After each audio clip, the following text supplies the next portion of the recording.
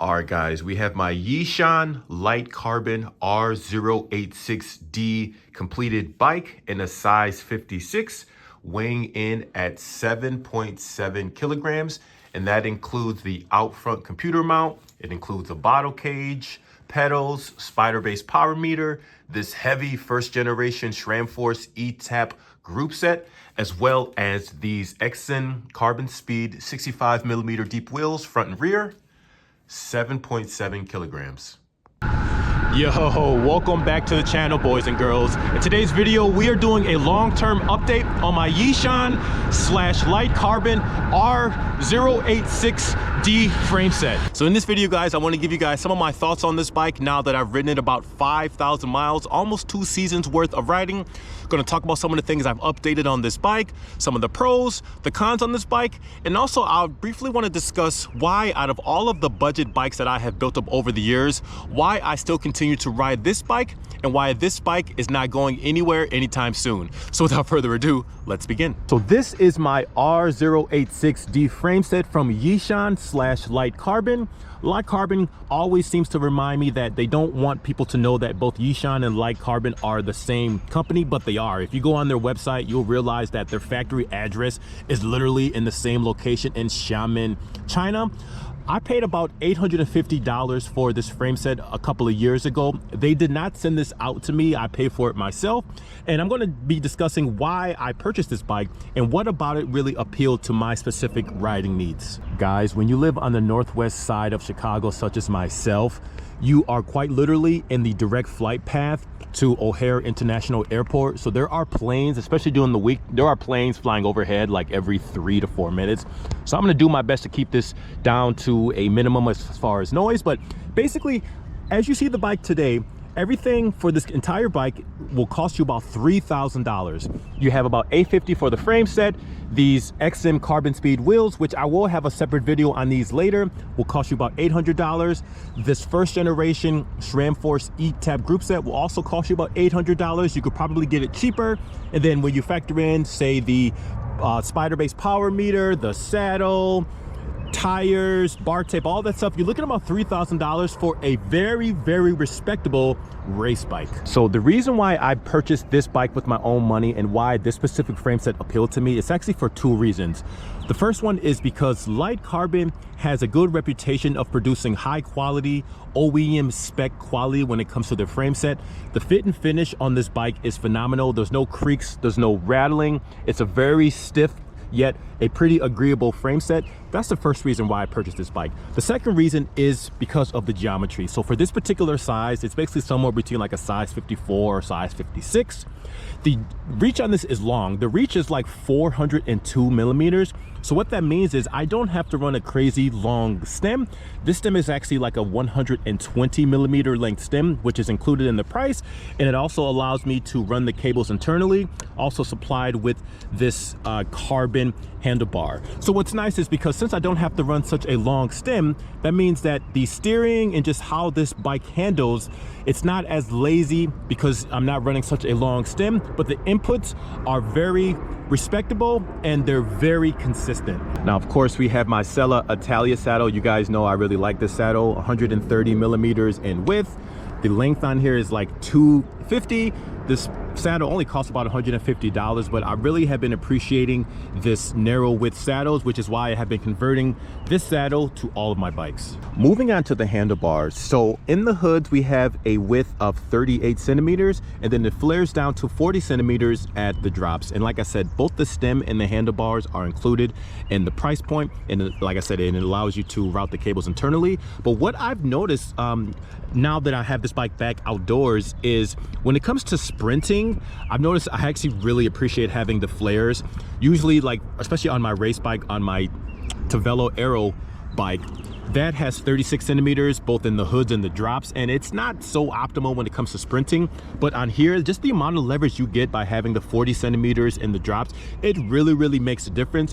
And this is just one of the things that I really appreciate about this frame is because I purchased this frame set from an OEM supplier like Light Carbon and Yishun, they have paid careful consideration to who this bike is intended for. As you can see, it's intended for racing. And then we have first generation SRAM Force E-Tap. We have a 48-35 chainring out front. The crank arm length is 170. Of course, we have a power meter, look keel blade carbon pedals. Then out back, we have a 10-30 cassette wax chain courtesy of Cyclowax, and then the rotors is 140 in the rear and then 160 in the front. So just to reiterate, some of the pros on this bike as a whole is the geometry. It really works for me, being that it is long and low, no diddy. The fit and finish on this bike as well, like I said, there's no creaks, there's no rattling. Everything on here has been very, very serviceable. No creaks, especially in the bottom bracket. Everything is exactly what I would expect from an OEM supplier. Some of the other pros to this bike is just the overall robustness of this frame. Even though this frame is not exactly super light, it's about 1,100 grams for the frame set. What that means is you get a bike that is robust, it's stiff, and basically Yishun / Light Carbon, they have built in their own insurance policy with this frame. Because it is 1,100 grams, that means if you crash or you knock the bike over, it's not gonna shatter into a billion pieces, versus if you're, say, dealing with the frame that's like 700 or 800 grams, there is more of a likelihood for that type of frame, because it is so light and brittle, for it to break. So I really appreciate the robustness of this frame. And then the final thing I want to touch on as far as the pros on this is, out in the real world, as far as how this bike rides, it feels just as good as the Western brands on the market. I actually appreciate the way this bike rides dynamically over my Windspace T1500.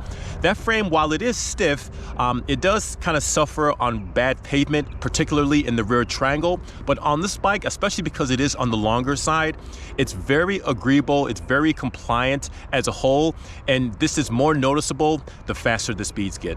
Now, next up, I want to talk about some of the cons on this bike. Now, there's nothing wrong with the frame itself. Like I said, there's no creaks, there's no rattles. The fit and finish is really, really good. I've ridden this bike about 5,000 miles now, and I've done 100-mile rides on this bike, both indoors and outdoors. So there clearly are no issues with this bike in that regard. But just one of the main cons is just the overall design and aesthetic of this bike.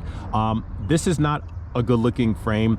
There's basically almost looks like a Frankenstein. Like, they took cues from different styles of frames and put them all into this bike. So it looks kind of weird. So as you can see, you have this weird gap between the front wheel and the down tube. I imagine that can be super aerodynamic. And then one of the other major cons to this is the location of the bottle cage mount for the top one. I'm used to having this bottle cage be lower down in the down tube. This does make this easier to grab, especially when you're trying to pay attention to the road, but it would have been nice if they moved the location of this bottle cage down below. But those are really it, guys. Just, it's not the best looking frame that I have featured on this channel. You have the gap for the down tube and then the bottle cage mount. And then the other con on this bike is availability. I don't know if Yishun is selling this frame set to the direct to consumers. I don't know if you have to maybe purchase 10 of these or perhaps start your own private brand of frames. But if these are available, I do for sure 100% recommend this frame if you don't really care about how the frame looks too much. Obviously, styling is subjective, but just reach out to Light Carbon. And even if this frame is not available, I have high confidence in Light Carbon and Yishun that some of the other available road frames that they currently have will be just as robust and just as high quality as this one. And it should cost you probably under $1,000. It just depends on this whole tariffs situation. Don't worry, boys and girls, I will have a separate video on these XN carbon speed wheels. It's coming up very soon. I've just been really testing them on different frames so I can give you guys some really tangible feedback on them. But you have 65 millimeters in the depth, both front and rear. The internal width is 26 millimeters, external is 34, and I'm running a set of Continental GP5000 28C tires with a set of TPU inner tubes, which stretches the tires to about 30.5 millimeters at the rim.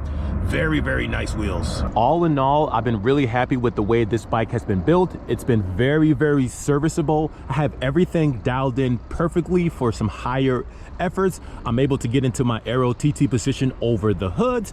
Everything in this bike is just dialed in so perfectly, and I test that due to the fact that, one, it has a longer reach, and also two, is because I'm running this separate handlebar and stem combo from Yishun, and it just, bro, this bike looks like the freaking Batmobile. I just love the way it looks with the wheels basically blacked out, because hey, I'm also blacked out. I'm going to offer up 2 unpopular opinions. So here we go. Number 1, the first generation of the SRAM Axis Force ergonomics is better than the current or generation 2 levers on the SRAM Force. Because I am a toxic black male, I have larger hands, and so I just like the way, or I just like how substantial the first generation levers feel over the modern ones. They're a little bit too small for me.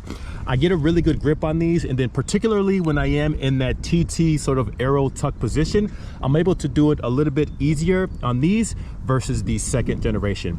And the second thing I want to talk about is just the overall ethos when it comes to your frame selection.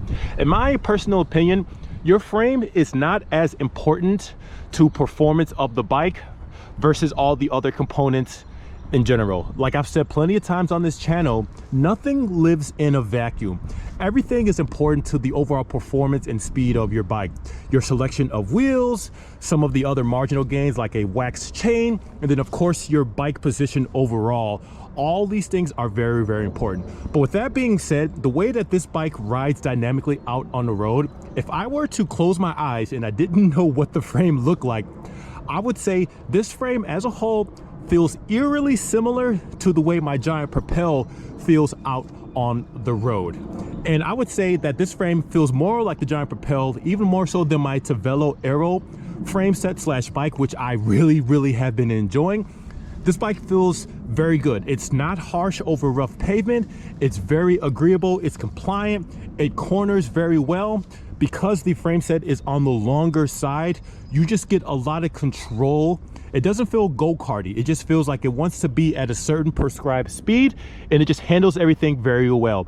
And it's interesting because on some of these budget bikes or budget frames that I have reviewed or featured in the past, it's interesting how when those cheaper bikes or cheaper frames go over rough pavement, it feels like it's a cheap frame. This just has a certain sort of tactile feel over it where it just feels like a premium frame set.